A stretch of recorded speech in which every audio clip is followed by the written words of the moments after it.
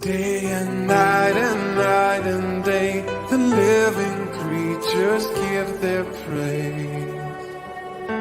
To him who lives eternally, they never cease from saying,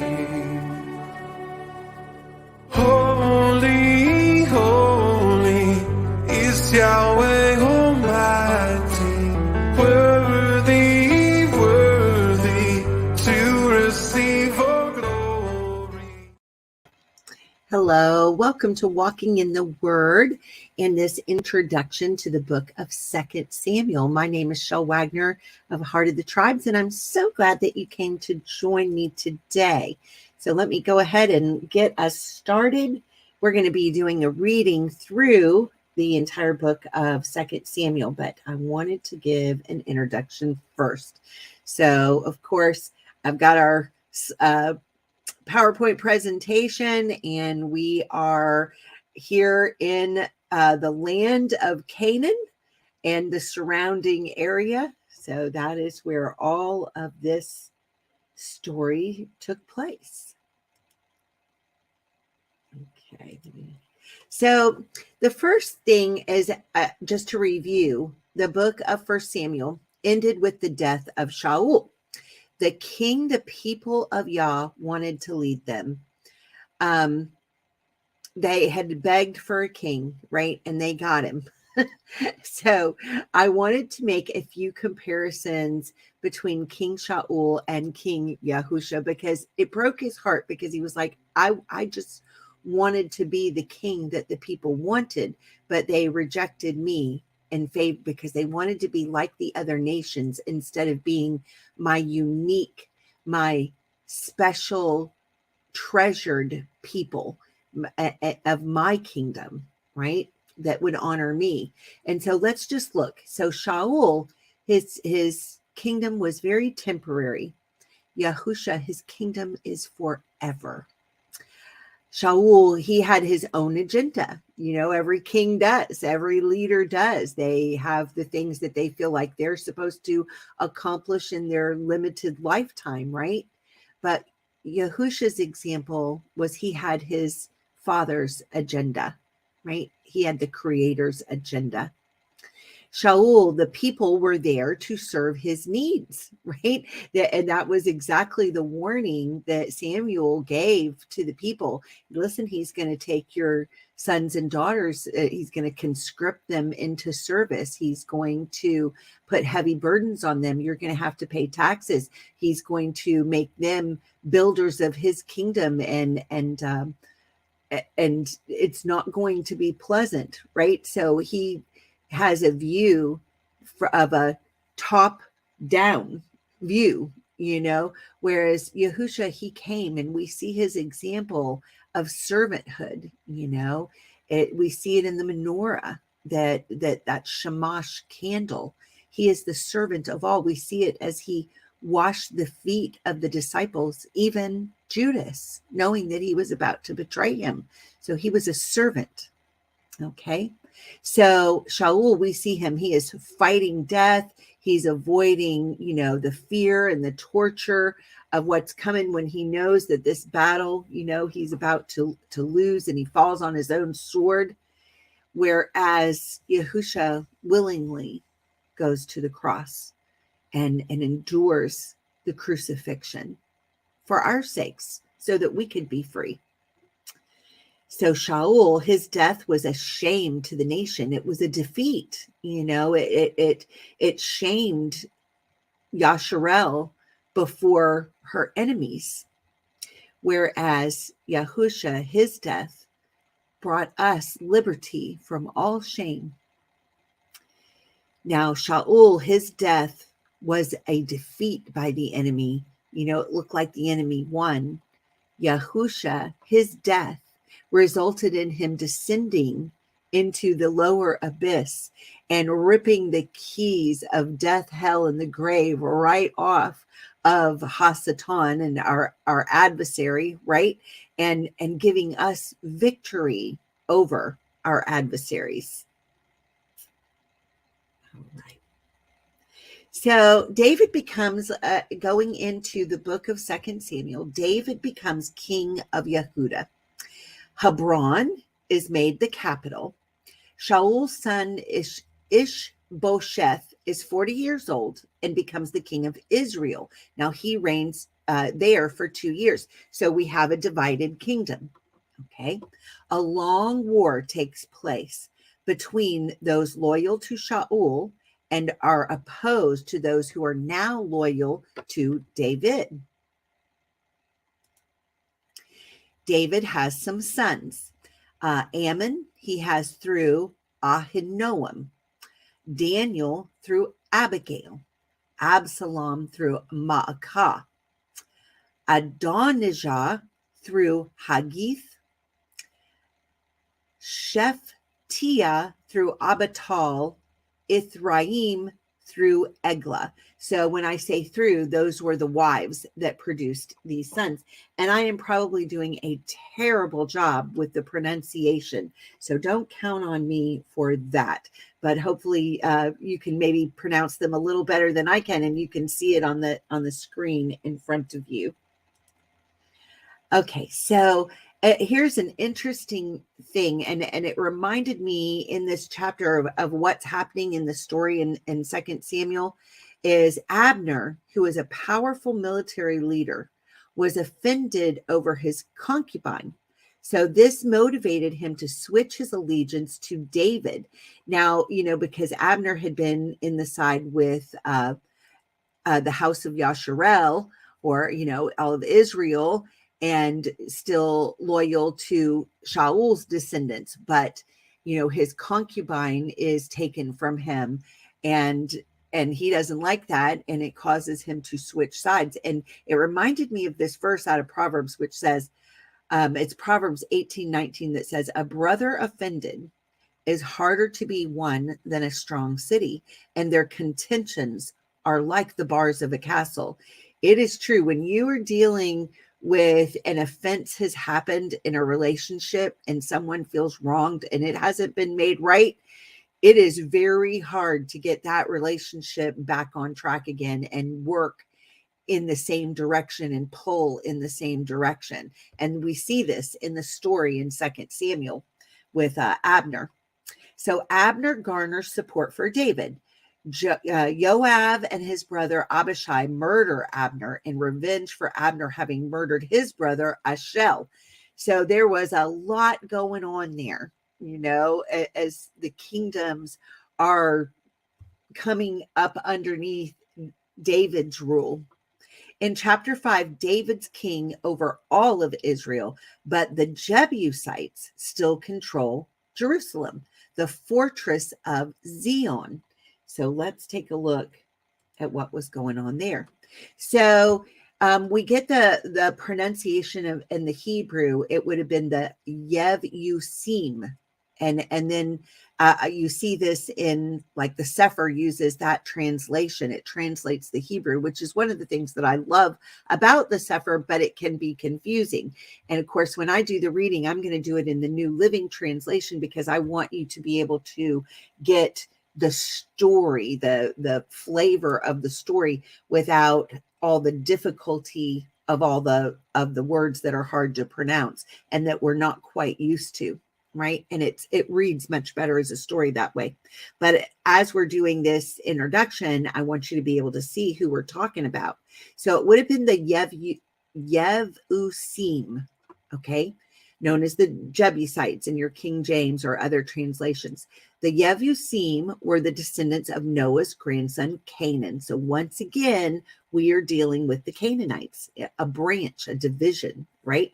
They were one of the Amorite tribes, which engaged in extreme wickedness through their pagan worship system of child sacrifice. They dwelt up in the hill country, and Jerusalem was one of their main cities. They called it yhvh.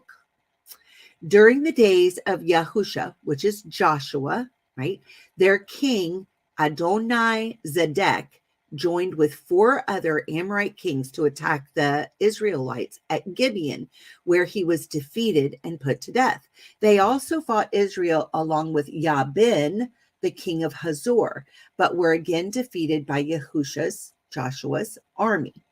Despite the defeats, they continued to live in the hill country surrounding Jerusalem until David attacked them and conquered the city, at which time Jerusalem became known as the city of David. And I would imagine later became known as Jerusalem, right?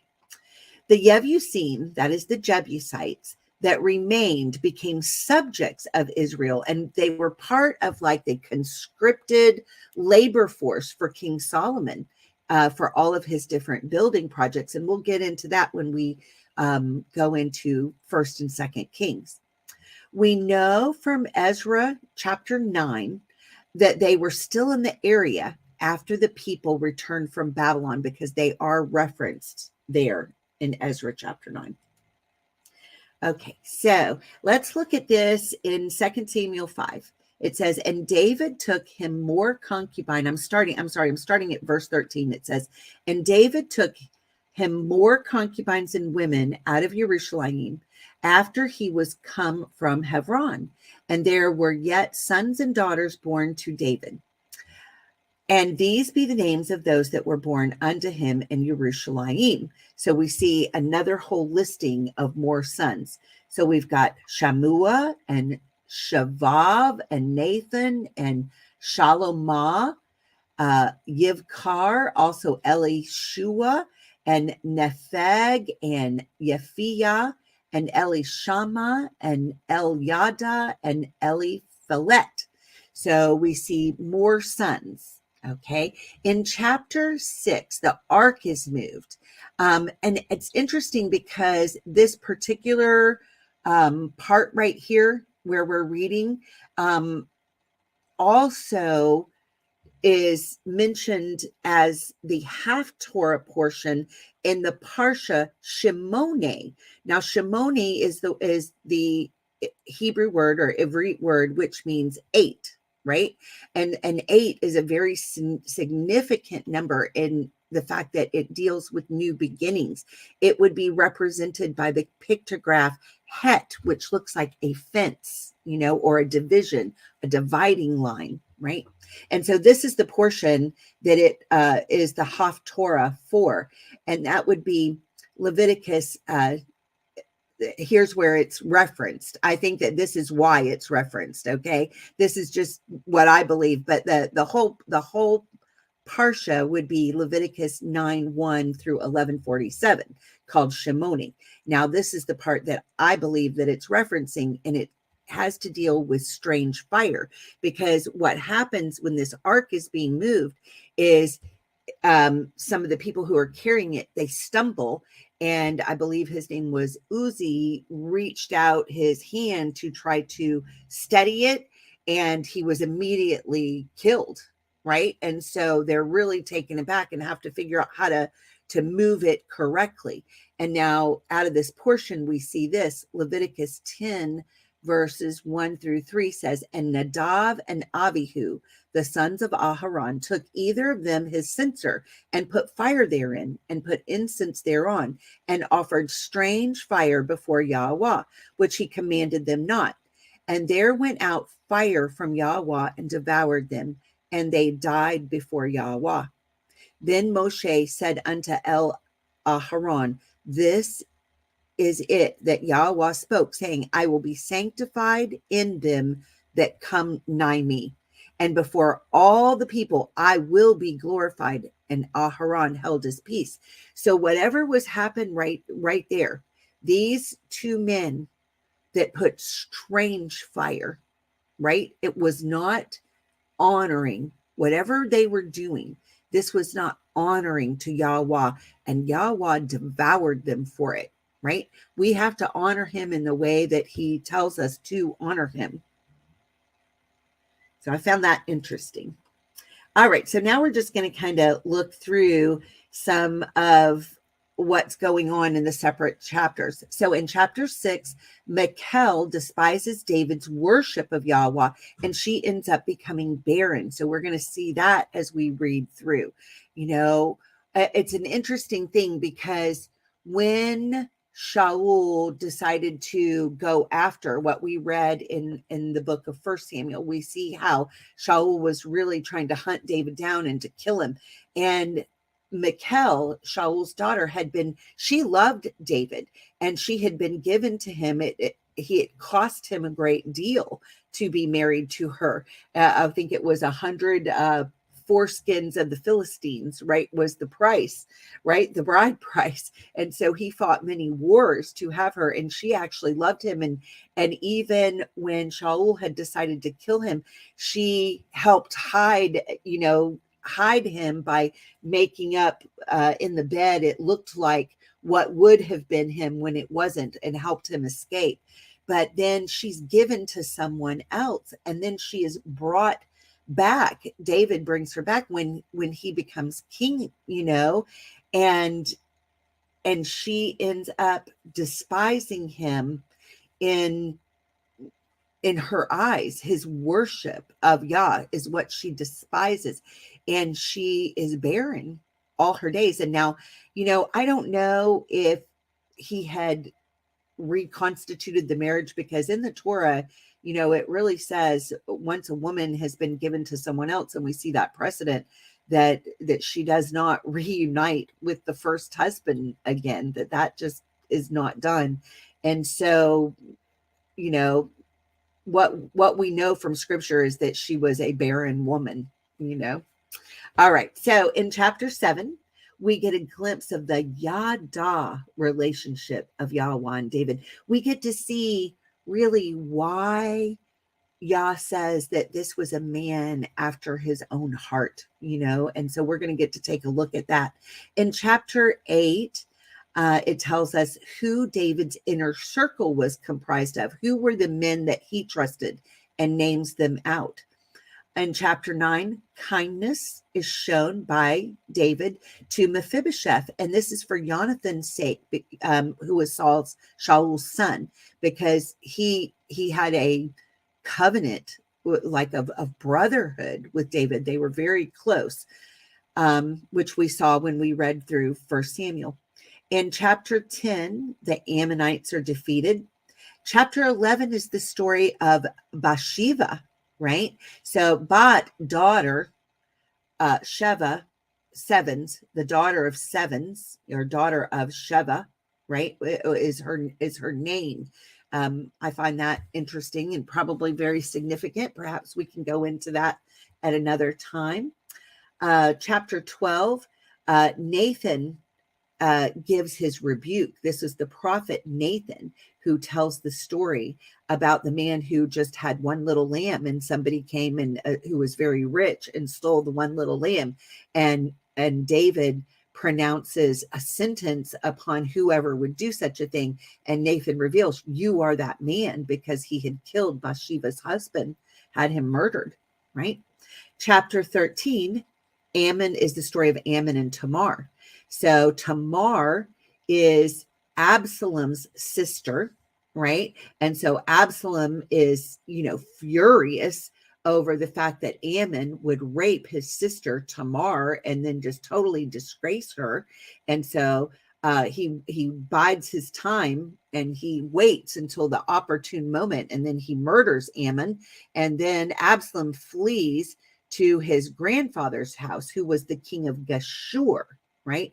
It was David's brother's son, Yonadav, the son of Shimei, who was the crafty friend in the story, who told Amnon, here's how you can get her. I can see that you're just lovesick for her, and here's how you can, get her to come to you. And he came up with this plan, right?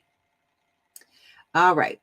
So then in chapter 14, Yoav arranges for Absalom's return, because he can tell that David was really missing his son Absalom. In chapter 15, Absalom misuses that gift of forgiveness. I mean, almost the moment that he's back in favor and allowed back into the realm of the kingdom and comes out of the land of Geshur, right? He steals the hearts of the people, by standing in the gate and saying, oh, well, if I were king, I'd pass judgment on you right away. I'm so sorry. You're going to have to wait. If I was king, I would do things differently. Right. And so he's inciting a rebellion in Hebron. He's stirring up contention and dissatisfaction in the hearts of the people and steals the hearts of the people. He incites the rebellion in Hebron. The people from Gath are faithful to David. Now, that was where he had gone and hid when Shaul was trying to hunt him down. Ahithophel, and I'm probably butchering the name, who was an advisor to David, ends up siding with Absalom. He is not a faithful advisor to David.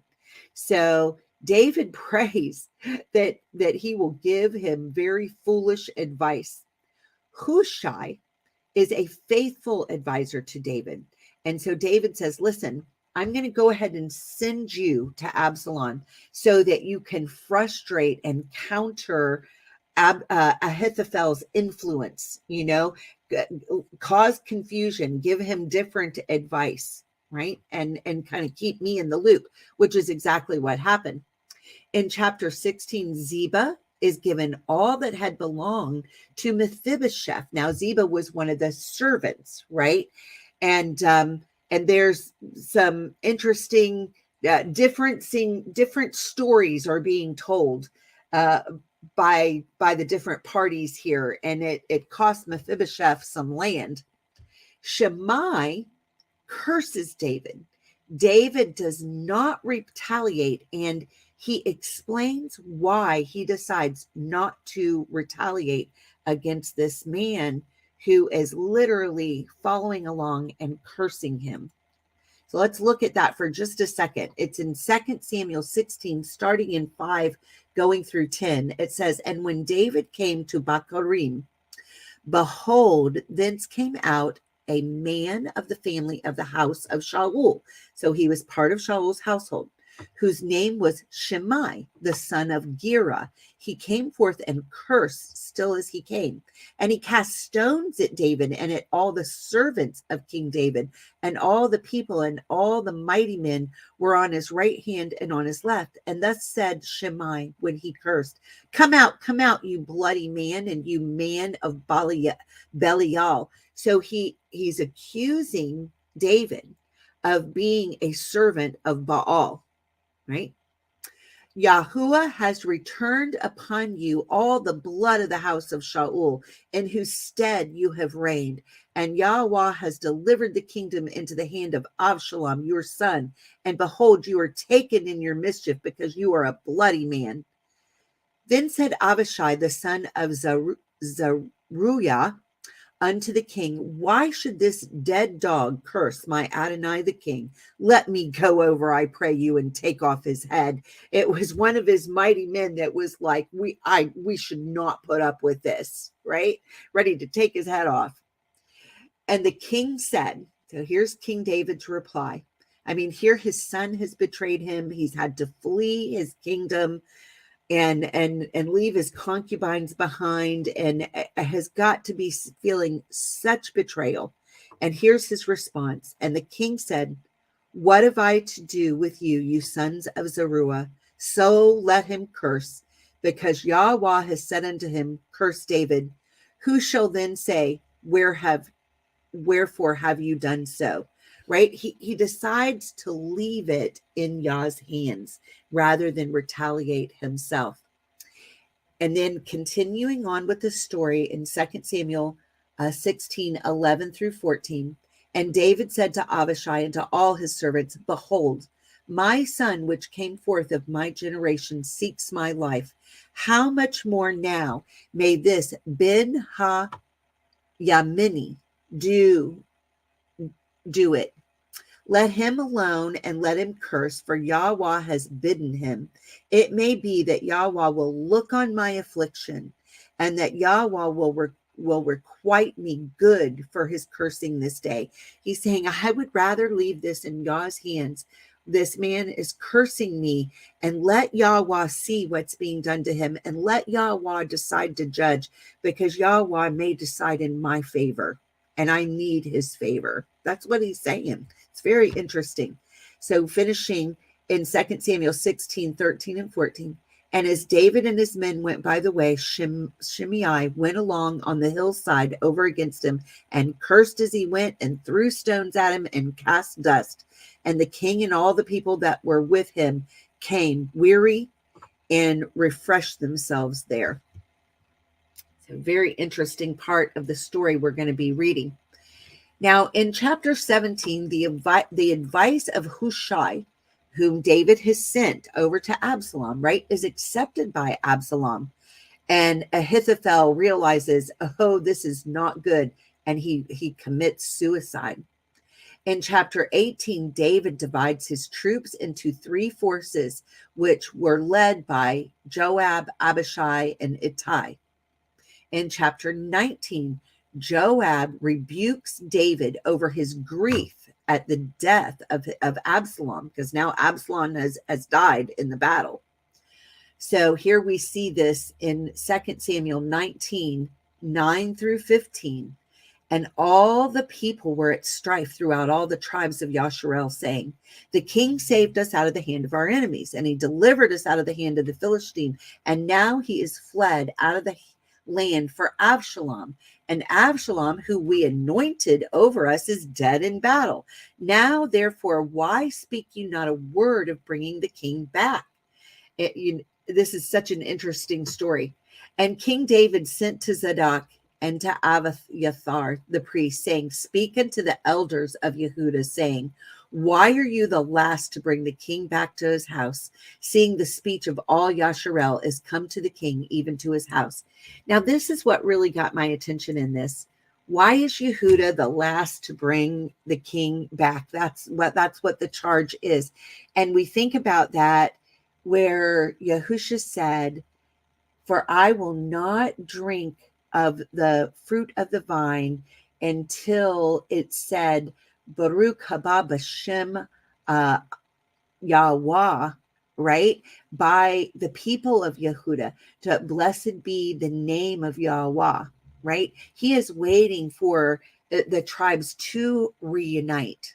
And that's what I'm looking for. And I just find that exciting. And I found that an interesting parallel there in this story, that we can see that the rebuke is, why is the tribe of Yehudah the last to welcome the king back to his rightful place with King David? I think there's a connection there.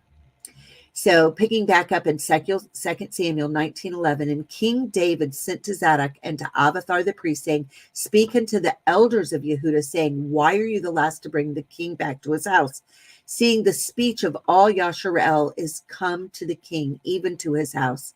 Ye are my brethren, ye are my bones and my flesh, right? Because King Yahusha is from the tribe of Yehudah. Wherefore then are ye the last to bring back the king? Why are you the last ones, right? And say ye to Amasa, are you not of my bone and of my flesh? Elohim, do so to me, and more also, if ye be not captain of the host before me continually in the room of Yoav. And he bowed the heart of all the men of Yehudah, even as the heart of one man, so that they sent this word unto the king, return you and all your servants. So the king returned and came to the Yarden, and Yahudah came to Gilgal, and to go to meet the king, to conduct the king over the Yarden. So the tribe of Yehudah welcomes him back, and he takes back up his throne. Very interesting story there in 2 Samuel chapter 19. Continuing on, 2 Samuel 19:39 through 43. And all the people went over the Yarden, and when the king was come over, the king kissed Barzillai and blessed him, and he returned unto his own place. Then the king went on to Gilgal, and Kimham and went on with him. And all the people of Yehudah conducted the king, and also half the people of Yasharel. So it still wasn't completely united. Only half the people of Yasharel were there, right? And behold, all the men of Yasharel came to the king and said unto the king, why have our brethren, the men of Yehuda, stolen you away and have brought the king and his household and all David's men with him over the Yarden? I mean, this constant conflict and contention between the house of Ephraim and the house of Yehuda. We see it going on even before the official split of the kingdom into the northern kingdom and the southern kingdom, right? That we see after King David's son Solomon's reign and his grandson's reign, right? And David's grandson's reign. All right. 2 Samuel 19:42, and all the men of Yehuda answered the men of Yasharel, because the king is near of kin to us. Wherefore then be you angry for this matter? Have we eaten at all of the king's cost, or has he given us any gift? And the men of Yasharel answered the men of Yehuda and said, we have 10 parts in the king, and we have also more right in David than ye. Why then did you despise us, that our advice should not be first in bringing back our king? And the words of the men of Yehuda were fiercer than the words of Yasharel. So interesting there, what we see with this constant warfare. All right, so then in chapter 20, Sheva of Balial. Okay, again, we've got this word, the word for 7, of the household of Balial, right? So the house of Baal, from the tribe of Benjamin. So even though this man belonged to the tribe of Benjamin, he had chosen to become a servant of Balial. And we see this here. Very interesting. It is not about a bloodline. It is about a heart line. It's always been about a heart line. It's about who has the faith to serve yahuah. So Sheva of Balial from the tribe of Benjamin incites another rebellion against David, which the men of Yasharel go along with, but the men of Yehuda stay faithful to David. Yoav is ready to destroy the town of Bet Ma'akah to prevent Sheva from causing more trouble and rebellion. The wise woman of the town keeps the town safe by handing over Sheva's head. So then we see later in that chapter in Genesis 22, 23, and 24, there's a connection to this Ma'akah, right? This place, this town. It says, and Bethuel begot Rivkah. These 8 Milcah did bear to Nachor, Abraham's brother, and his concubine, whose name was Reumah. She bore also Tevah, Gaham, and Thaash, and Ma'akah. So this is where this comes from, right? This is where we can see how this town came to be named. This is following it down. From the best of my understanding, that's what it looks like to me.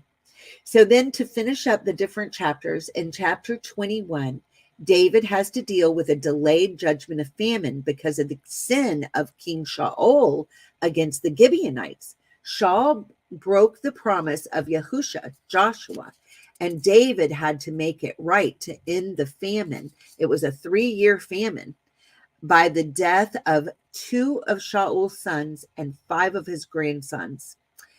In the rest of the chapter, we see that the 4 brothers of Goliath still need to be dealt with. So there were still 4 giants to deal with. I find that very interesting that David had picked up 5 stones and there were 5 giants that needed to be dealt with that were all brothers. That first stone just killed Goliath, the first one, but the 4 still had to be dealt with.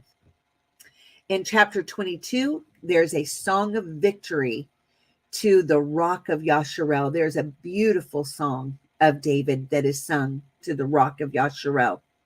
Chapter 23, the last words of David, the qualities, he explains what should be the qualities of judges and kings. And David honors the mighty men and the warriors that were faithful to him by name in that chapter. In chapter 24, David takes a census. That it's one of the strangest chapters you'll see when we read it. And I don't understand exactly what happened, but it looks like from the way it's worded that Yah was very upset, and David's incited to take a census, and it causes a plague to break out on the people. So David's census showed us that there were, of the warriors that were available, who was counted, of the household of Yasharel, there was 800,000. And of the household of Yehuda, there were 500,000 warriors. And then they were, punishment fell on all of Yasharel by yahuah. And then an altar is built and the plague is stopped. All right. So that was the introduction. I hope you guys enjoy the reading of the book of the book of 2nd Samuel, and I hope it's a blessing to you. And for now, I will say shalom. Day and night and day, the living creatures give their praise to Him who lives eternally. They never cease from saying, Holy, holy is Yahweh.